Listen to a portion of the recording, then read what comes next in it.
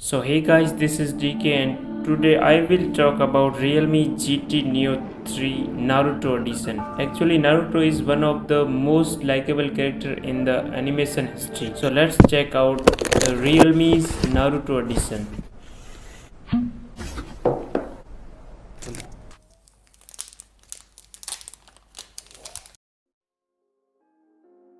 The design on the back clearly tells us that this is a complete Naruto custom edition divided into the upper matte black and lower bright orange parts. At the center there is again the symbol of the Uzumaki clan. Alright, we have stereo speaker support and Naruto edition comes with 4500 mAh battery. At the bottom of the drawer there is still a charging cable, a protective case and a 160 watt fast charger, but only the charger brick got customized into the same Naruto style of the phone.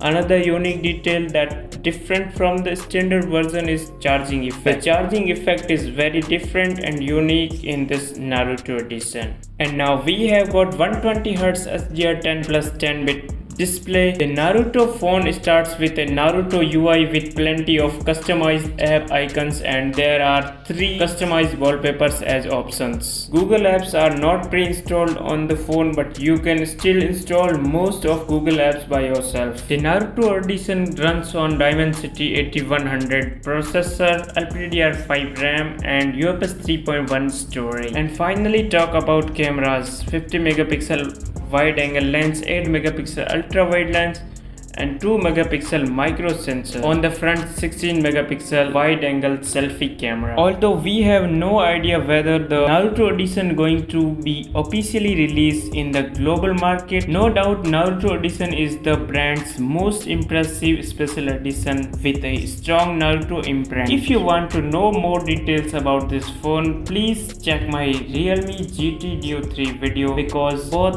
comes with same specs.